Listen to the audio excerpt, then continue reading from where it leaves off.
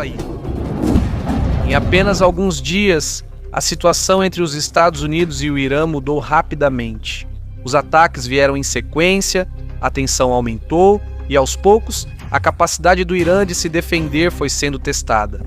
À medida que essas operações continuam, fica cada vez mais claro o quão extensos e poderosos são os ataques dos Estados Unidos.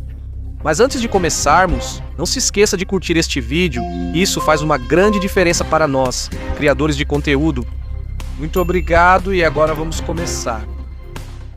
A operação dos Estados Unidos contra o Irã começou de maneira cuidadosa e planejada.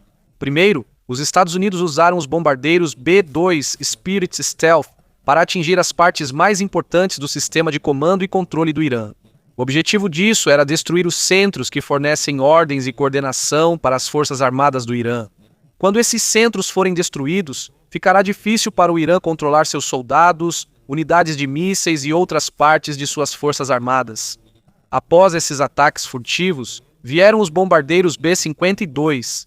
Esses aviões não são para operações silenciosas. Eles foram usados para bombardear vários alvos no Irã, mas a operação não terminou aí. Depois veio outro bombardeiro, o B-1 Lancer. De acordo com o relatório da revista Air and Space Forces, a chegada dos bombardeiros B-1 é um sinal claro de que os Estados Unidos não têm intenção de parar os ataques contra o Irã. Isso foi confirmado pelo general Dan Cain, presidente do Estado-Maior Conjunto. No dia 2 de março, ele disse aos repórteres no Pentágono que essa operação estava apenas começando e que continuaria. E foi exatamente isso que aconteceu. Após o primeiro ataque dos bombardeiros B-2 aos centros de comando do Irã, os bombardeiros B-1 seguiram imediatamente para expandir a operação. A missão desses pilotos não foi fácil. Assim como os B-2 que vieram antes deles, eles precisaram voar por mais de 30 horas para chegar ao Irã. Naquela época, o Reino Unido recusou o pedido dos Estados Unidos para usar algumas bases importantes, como a Força Aérea Real Fairford e Diego Garcia. Diego Garcia, que fica no Oceano Índico, normalmente é usada pelos Estados Unidos para reabastecimento e preparação dos bombardeiros antes das operações. Por causa disso, os pilotos dos B-1 foram obrigados a completar toda a missão praticamente sem descanso. Apesar disso, eles ainda conseguiram completar a missão deles. Durante mais de 30 horas de voo, eles seguiram o primeiro ataque dos bombardeiros B-2 e realizaram um bombardeio em larga escala que causou grandes danos ao Irã. O que exatamente os bombardeiros B-1 fizeram nessa operação? De acordo com a revista Air and Space Forces, eles fizeram parte da operação em que mais de 1.250 alvos foram atingidos nas primeiras 48 horas de combate. A principal função do B-1 é simples, mas de impacto enorme: entregar uma quantidade massiva de bombas dentro do Irã. Em uma única missão, cada B-1 é capaz de transportar até 74 mil libras de armas e explosivos. Se 3 bombardeiros B-1 participarem de uma operação, a carga total pode chegar a 222 mil libras de explosivos. Isso significa que uma quantidade enorme de armas pode ser usada em um único alvo em apenas um ataque. Isso faz parte da Operação Fúria Épica. Um dos principais alvos dos bombardeiros B-1 são os locais de mísseis do Irã. Isso inclui os locais de lançamento de mísseis e os centros de comando militar. Quando esses locais forem destruídos, o Irã terá dificuldades para planejar e reagir. Não foi especificado exatamente quais armas os B-1 usaram nessa operação, mas os bombardeiros B-1 são conhecidos por sua capacidade de carregar vários tipos de bombas e armas guiadas. Em outras palavras, praticamente qualquer arma que ele carregue é capaz de destruir completamente o alvo.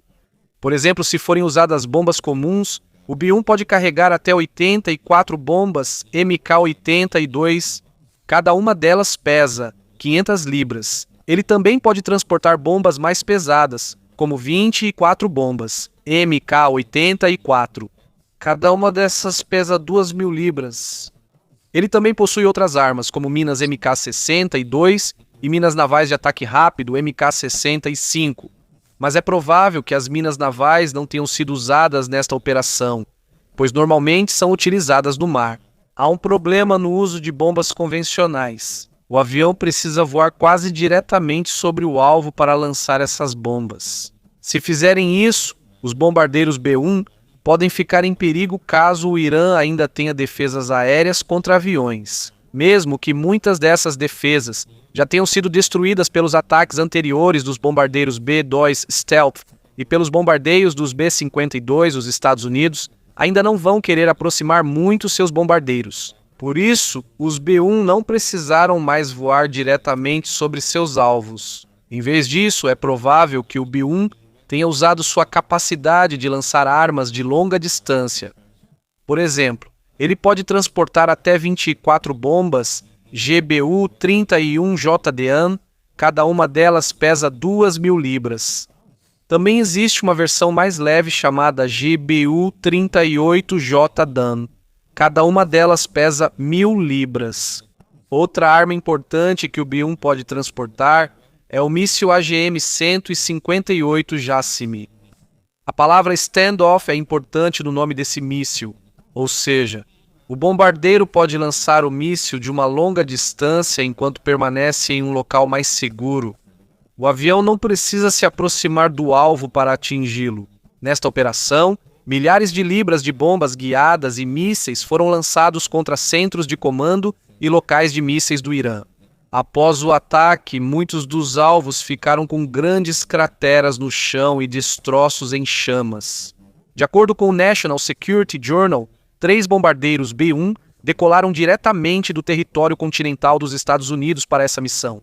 Para completar o voo extremamente longo, eles foram apoiados por aviões-tanque de reabastecimento aéreo posicionados sobre o Oceano Atlântico e o Mar Mediterrâneo. Por causa disso, eles conseguiram permanecer no ar por muito tempo sem precisar pousar para reabastecer. Ao chegarem ao Irã, eles entraram no espaço aéreo do país e lançaram suas armas. Após o ataque, eles retornaram novamente aos Estados Unidos. No retorno, eles foram novamente apoiados por aeronaves de reabastecimento para completar o longo voo. O sucesso desta operação só foi possível graças ao trabalho prévio dos bombardeiros furtivos B-2. O National Security explicou a diferença entre os dois aviões. O B-2 consegue se aproximar dos alvos mesmo com forte defesa, devido à sua capacidade de ser difícil de detectar. Enquanto isso, o B-1 é normalmente usado quando a defesa do inimigo já enfraqueceu ou quando pode lançar armas de longa distância. Em outras palavras, o B-2 preparou o terreno primeiro destruindo a defesa do Irã. Depois disso, o B-1 entrou para realizar ataques de longa distância. Isso se tornou possível porque a rede de defesa aérea do Irã estava praticamente destruída.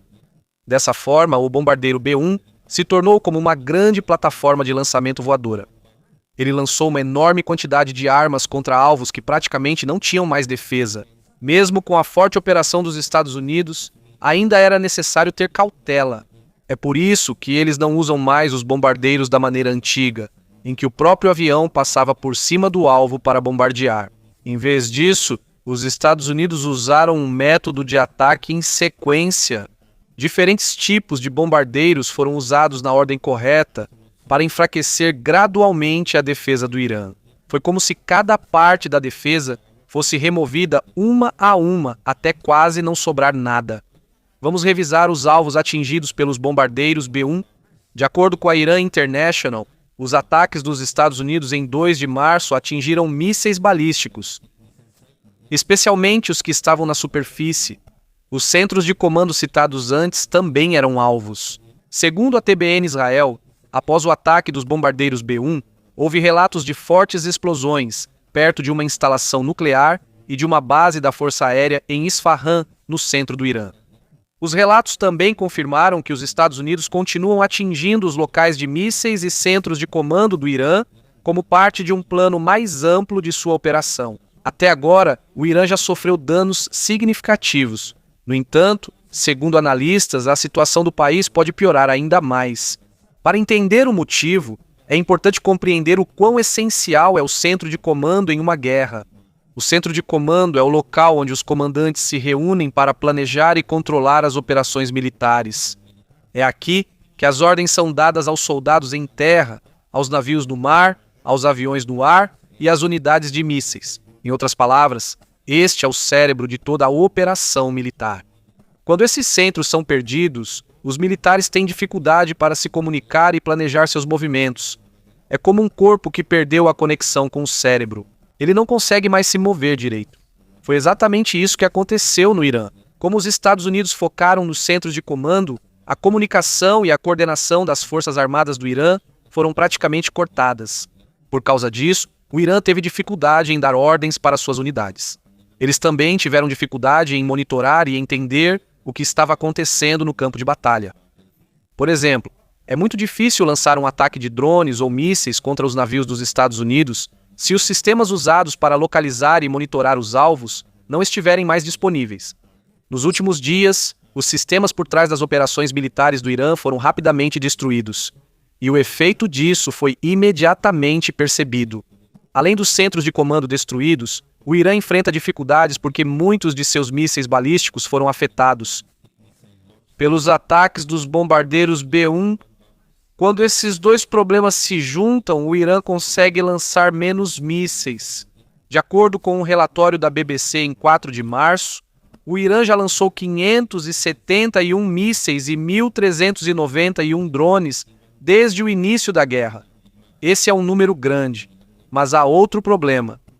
Enquanto a capacidade do Irã de lançar mísseis diminui, seu estoque também está se esgotando rapidamente. O general Duncan disse em 4 de março que os lançamentos de mísseis balísticos do Irã caíram 86% em comparação com o primeiro dia da guerra. Além disso, o número de lançamentos de mísseis caiu mais 23% apenas entre 13 e 4 de março. Esses números mostram o grande impacto dos ataques consecutivos dos Estados Unidos na capacidade do Irã de lutar. Quando somamos a queda de 73% nos lançamentos de drones, fica ainda mais claro o efeito do plano dos Estados Unidos usando os bombardeiros B-1. A lógica desse plano é simples. Quando os centros de comando são destruídos, o Irã tem dificuldade para coordenar o lançamento de mísseis. Se as bases de mísseis e os lançadores forem destruídos, eles também não conseguirão lançar ataques, mesmo que consigam restaurar parte do sistema de comando. De acordo com o Jewish Institute for National Security Affairs, a situação do Irã agora é semelhante ao que aconteceu durante a Guerra de 12 Dias contra Israel em 2025. Devido à rápida destruição pelos Estados Unidos e Israel de grande parte da capacidade de lançamento de mísseis do Irã, o Irã não consegue mais realizar grandes ataques consecutivos de mísseis. Eles ainda podem lançar alguns ataques limitados, mas cada ataque consome rapidamente o restante de suas armas. Em outras palavras, cada ataque os enfraquece ainda mais. De acordo com os relatórios, até 73% dos mísseis de médio alcance do Irã foram perdidos.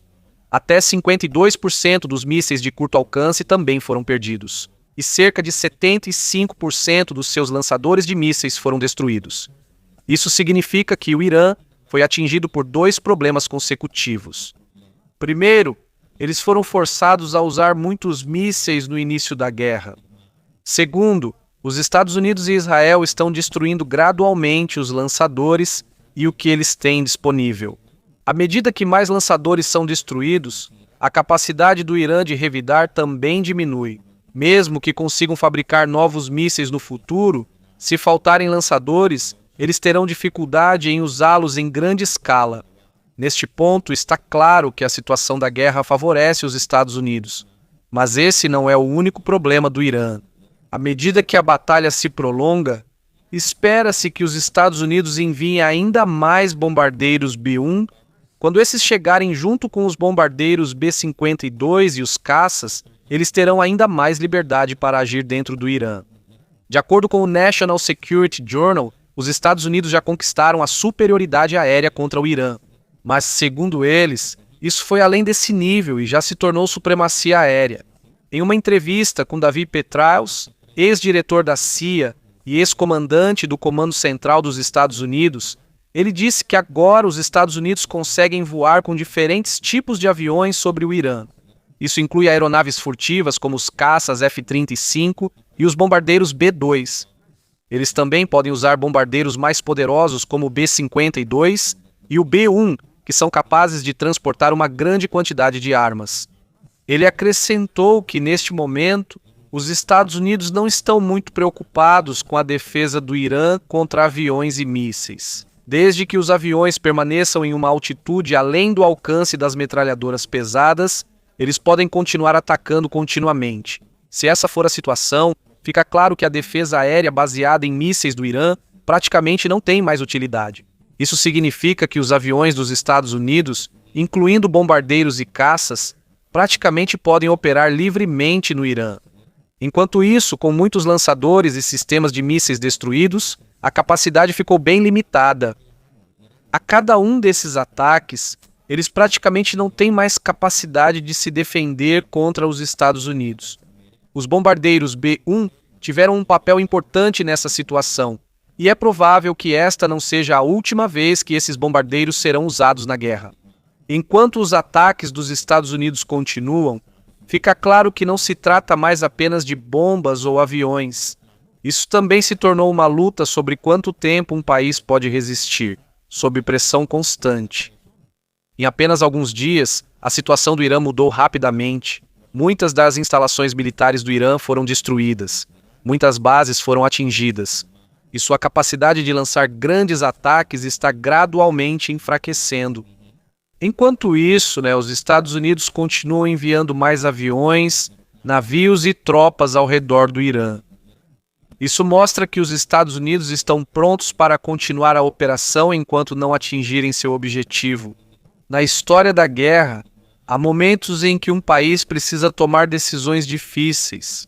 Eles podem continuar a luta mesmo que a situação piore, ou eles podem tentar encontrar uma maneira de acabar com a guerra antes que ela cause ainda mais danos.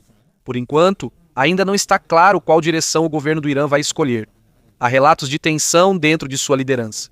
Também há declarações que mostram que eles estão buscando apoio de outros países, mas ao mesmo tempo ainda continuam alguns ataques por parte do Irã. Isso mostra que a luta ainda não acabou. Muitos países ao redor do Irã estão observando cuidadosamente os acontecimentos. Eles não querem que a guerra se intensifique. Esses países sabem que se o conflito se expandir, mais países e mais pessoas podem ser afetados. Há outro motivo pelo qual é importante acompanhar essa situação.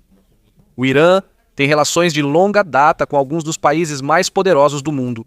Um deles é a Rússia.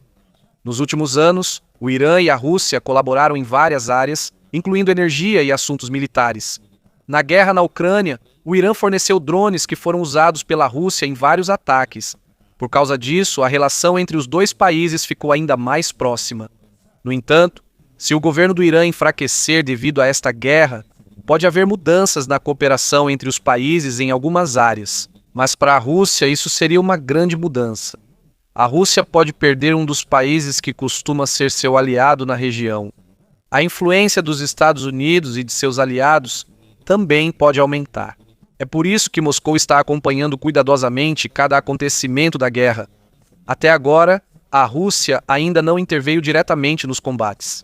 Mas está claro que o resultado dessa crise é importante para eles. Enquanto tudo isso acontece, navios e aviões dos Estados Unidos continuam chegando ao redor do Irã. Os porta-aviões no mar funcionam como bases capazes de lançar dezenas de aviões a qualquer momento. A cada dia que passa, a mensagem de Washington fica mais clara. Eles não vão parar suas operações enquanto a situação no governo do Irã não mudar. Mas na guerra, nem sempre isso acontece. Existem acontecimentos inesperados. Existem decisões que podem mudar o rumo de toda a batalha. E às vezes, até mesmo um pequeno acontecimento pode causar uma crise ainda maior. Por causa disso, muitos analistas dizem que as próximas semanas serão as mais importantes. Nesse período, saberemos se a guerra continuará na mesma direção ou se haverá alguma mudança na situação. Nessa situação, não são apenas os militares que são afetados pela guerra. Ela também tem um grande impacto na economia e na vida cotidiana de muitos países.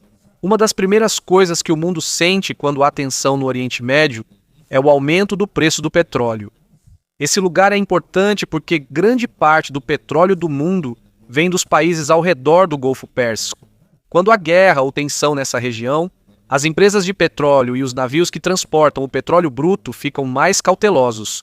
Às vezes, alguns navios param de passar por rotas que podem ser perigosas. Quando isso acontece, a quantidade de petróleo que chega ao mercado global diminui. Quando a oferta diminui enquanto a demanda continua alta, é natural que os preços aumentem. É por isso que até mesmo países distantes da guerra podem sentir seus efeitos. Por exemplo, o preço da gasolina, das passagens e de alguns produtos que utilizam energia na produção ou no transporte pode aumentar. Não é só o petróleo que é afetado.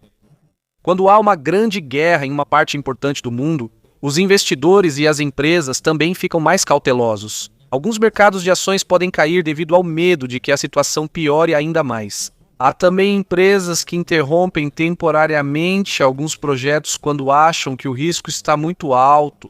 Dessa forma, uma guerra que começou em um lugar pode ter efeito na economia de muitos países. Outra coisa importante a observar é como outros países ao redor do Irã vão reagir. Existem alguns países no Oriente Médio que já têm tensões com o Irã há muito tempo. Mas também há países que não querem que a guerra se intensifique, pois isso pode afetar sua própria segurança e economia. Se o conflito se expandir, alguns países podem ser forçados a escolher um lado.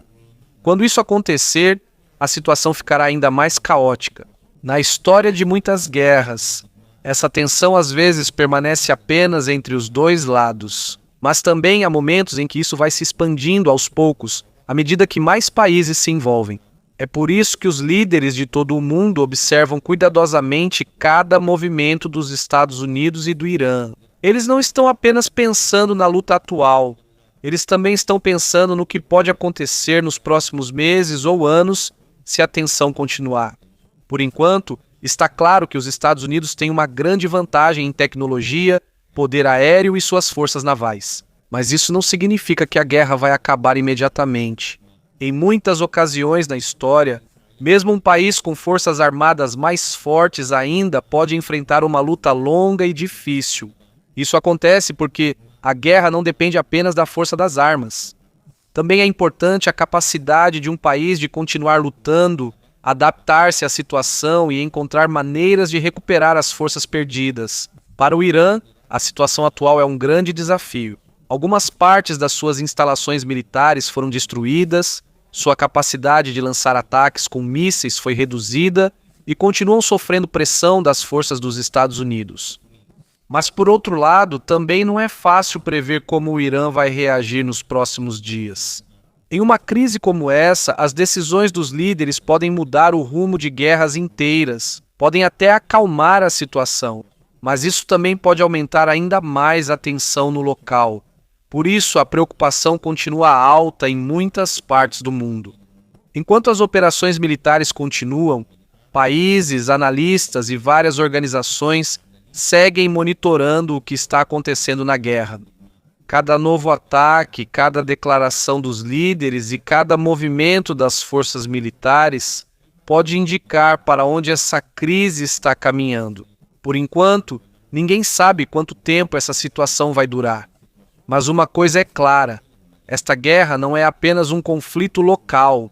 Esta é uma crise que pode afetar uma parte maior do mundo.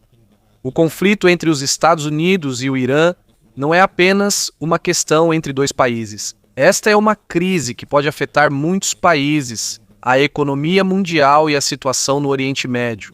E enquanto os ataques continuam, há uma pergunta que se torna cada vez mais importante. À medida que a situação se prolonga, a cada dia que passa, as condições no local continuam mudando.